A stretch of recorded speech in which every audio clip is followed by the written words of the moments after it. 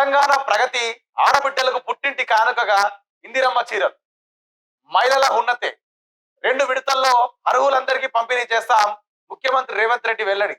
ఇందిరాగాంధీ జయంతి సందర్భంగా చీరల పంపిణీ ప్రారంభం.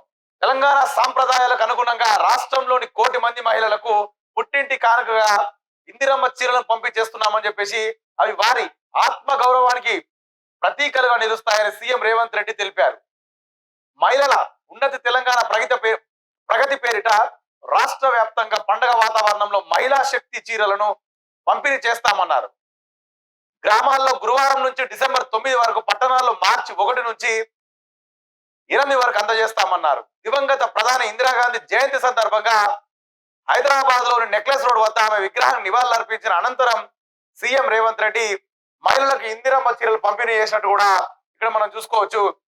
నెక్లెస్ రోడ్ లోని ఇందిరా చౌక్ లో ఇందిరమ్మ చీరల పంపిణీ ప్రారంభిస్తున్న సీఎం రేవంత్ రెడ్డి, ఉప ముఖ్యమంత్రి బట్టి విక్రమార్క, మంత్రి సీతక్క, చిత్రంలో దివ్య దేవరాజన్, రోహిన్ రెడ్డి, పొన్నం ప్రభాకర్, వాకిటి శ్రీహరి, దానం నాగేందర్, కోమటిరెడ్డి వెంకటరెడ్డి, పొంగులేటి శ్రీనివాస్ రెడ్డి, కొండా సురేఖ, విజయలక్ష్మి వీళ్ళందరూ ఉన్నట్టు కూడా ఒక వార్త మనం చూస్తున్నాం. వాస్తవానికి ఆడబిడ్డలకు పుట్టింటి కానుక ఇందిరమ్మ చీరలు అని చెప్పేసి నిన్న రేవంత్ రెడ్డి గారు 1 కోటి మహిళలకు చీరల పంపిణీ చేస్తామని చెప్పేసి కూడా నిన్న ఓపెన్ చేసిన ప్రోగ్రామ్ మనం అందరికి తెలిసిన వాస్తవమే.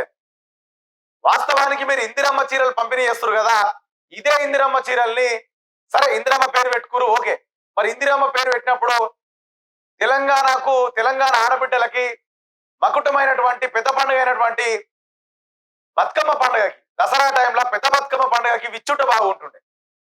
అది కాకుండా మీ ఇప్పుడు రేవంత్ రెడ్డికి సంబంధించిన రాజకీయ లబ్ధి కోసం ఇందిరమ్మ పేరు వాడుకొని ఒక స్కెచ్ ప్రకారమే ఇందిరాగాంధీ గారి జయంతి రోజు ఆమె పేరు మీద చీరల పంపిణీ చేస్తే తెలంగాణ రాష్ట్ర ఆడబిడ్డలకు ఒరిగింది ఏం లేదు ఇక్కడ. కాకపోతే ఏంటంటే ఇక్కడ ఆయనకు పేరు వస్తుందని. అది కూడా ఇంకొక మాట, 2 విడతలుగా వేస్తాడంట, 1 విడత కాదు 2 విడతల్లో. మరి 2వ విడత ఎప్పుడు ఇస్తారో అండి, రేపు 2వ విడత మార్చిలు ఇస్తారంట. అది సిటీలు ఉన్న వాళ్ళకి. గ్రామాలలో మాత్రం గురువారం నుంచి గ్రామాలలో మాత్రం డిసెంబర్ 9 వరకు, గ్రామాల్లో గురువారం నుంచి డిసెంబర్ 9 వరకు, అంటే ఈ రోజు నుంచి డిసెంబర్ 9 వరకు గ్రామాలలో పంచుతారంట. సరే ఆయన ఇచ్చే చీరలు ఎట్లున్నాయో ఆ రిజల్ట్ ఎంత వరకు వస్తుందో మహిళల నుంచి అది మనము రేపు చూసే ప్రయత్నం చేద్దాం. అయితే ఇంకొకటి ఇలా దానం నాగేందర్ గారిని చూడొచ్చు ఇక్కడ డైరెక్ట్. దానం నాగేందర్ గారి ఖైరతాబాద్ ఎమ్మెల్యే, ఈయన జంపింగ్ ఎమ్మెల్యే, బీఆర్ఎస్ నుంచి కాంగ్రెస్ లోకి జంప్ అయిన ఎమ్మెల్యే. ఆయన మనం ఇక్కడ చూడొచ్చు. మొన్నటిదాకా ఏంటంటే నేను కాంగ్రెస్ లో పోయినా, నేను పోలేదు, నేను బీఆర్ఎస్ లో ఉన్నా అని చెప్పేసి అంత ఎటం తట్టం మాట్లాడారు కదా మాటలన్నీ. ఇప్పుడు దానం నాగేంద్ర అన్న కూడా కాంగ్రెస్ కంట కప్పుకొని అక్కడ ఉన్నాడు. క్లారిటీ అక్కడ చూడొచ్చు మనం. సీఎం వెనుకనే ఖచ్చితంగా ఎట్లైనా వాళ్ళ మీద సస్పెండ్ అవుతారు. అది బై ఎలక్షన్ వస్తుంది వేరే మాట అనుకుంటుంది. తెలంగాణ తీసుకుందాం, ఇప్పటికే తీసుకున్నాం కదా పేపర్, తెలంగాణ తీసుకుందాం.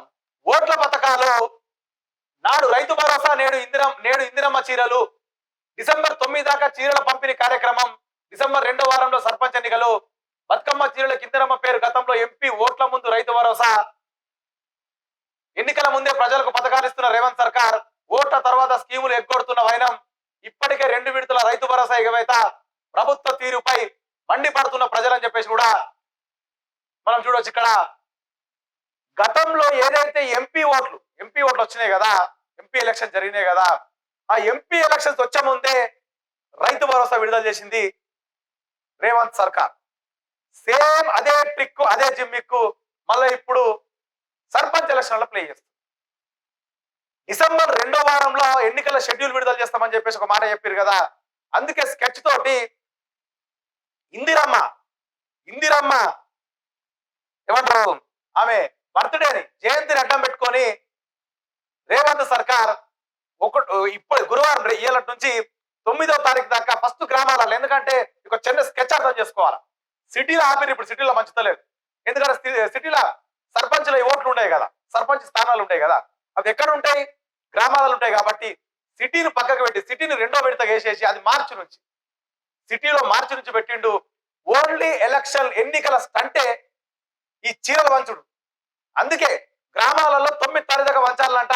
ఆ చీరలు వంచుకున్నాక ఆ చీరలు తీసుకున్న మన ఆడబిడ్డలు అదే మురిపంలో ఉంటారు. కాబట్టి అదే విధంగా వాళ్ళని తీసుకొని పోయి రెండో విడత ఎలక్షన్ల సర్పంచ్ ఓట్లలో ఓట్లు గుర్తించుకోవాలి, ఓట్లు వేయించుకోవాలనే ఆలోచనతో కాంగ్రెస్ సర్కార్ ఉందని కూడా వాళ్ళు చెప్తున్న మాట. కానీ వాస్తవానికి తెలంగాణ ఆడబిడ్డలు కూడా ఒక్కసారి మీరు ఆలోచన చేయాలి. ఈ చీరకు ఎప్పుడు కేసీఆర్ ఏం చీరలు కావు, మీరు చూడండి ఈ చీరలు ఏం కావు. కానీ ఎలక్షన్ల కోసం ఇది ఒక స్టంట్, మీ ఓట్లు దండుకోవడానికే వస్తున్నారు. వచ్చిన వాళ్ళు ఒక్కసారి మీరు నిలదీసే ప్రయత్నం ఏం చేస్తారంటే మా గృహలక్ష్మి పథకం 2500 ఏమైంది అని చెప్పేసి ఒక్కసారి నిలదీయండి తప్ప ఈ చీరను చూసి మాత్రం మురిసిపోకండి అమ్మా.